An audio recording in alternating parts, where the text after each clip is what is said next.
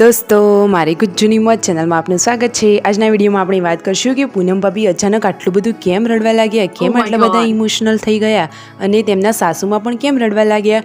તો ચાલો જાણીએ એ કારણ મારા આ વિડીયોમાં। Like and subscribe my channel. મારી ચેનલ બનાવવા હોય તો ચેનલને સબસ્ક્રાઈબ કરવાનું ભૂલતા નહીં દોસ્તો। તો જુઓ દોસ્તો, પૂનમ ભાભી તો બનાવી રહ્યા છે રસોઈ। પૂનમ ભાભી તો મોટી મોટી કેવી સરસ રોટલીઓ બનાવે છે અને સબ્જી બનાવી છે કારેંગણાની।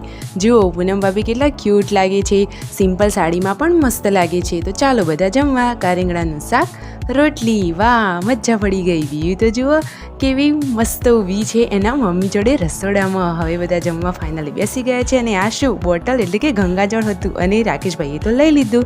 હવે તેઓ ગાડીમાં જાય છે બજારે હેર કટ માટે રાકેશભાઈ ચાલ્યા। જુઓ રાકેશભાઈ તો કેવું જોરદાર મજાનું હેર કટિંગ કરાવી રહ્યા છે ને એકદમ ચક્કાસ। હેર કટિંગ તો થઈ ગઈ છે। જુઓ આ એમનો હેર કટિંગ પછીનો લુક। હવે ફાઇનલી તેઓ ગાડી લઈને જશે ઘરે।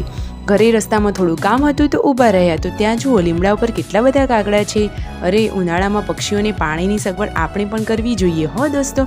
જુઓ ઘરે આવીને તેમના મમ્મી મસ્ત મજાની કેરી કટિંગ કરી રહ્યા છે। વાહ, ઉનાળાની સિઝન હોય ને કેરી ખાવાની તો બાકી મજા પડી જાય। હવે સાંજનો ટાઈમ થઈ ગયો છે તો બધા ચા નાસ્તો કરવા બેસી ગયા। ચાલો મસ્ત મજાનો ચા અને રોટલી ખાવા માટે।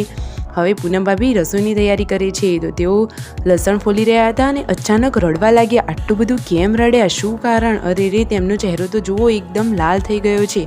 તો તેમને બધા લોકોને યાદ આવે છે, શિલ્પા ભાભીની, છોટુ બેબીની અને પાર્વતી ભાભીની બધાને યાદ આવે છે। કિંજલબેન તેમને રડાતા રોકે છે જુઓ, છતાં પણ તેઓ રોવે છે અને તેમના સાસુમાં પણ જુઓ રડવા લાગ્યા। તેમને બધાને યાદ આવી ગઈ, કહે છે કે બધા પાછા આવી જાઓ। હવે રાતનો જમવાનો ટાઈમ થઈ ગયો છે તો મસ્ત મજાનું ટેસ્ટી સેવ ટમેટાનું શાક અને રોટલી। Like and subscribe my channel.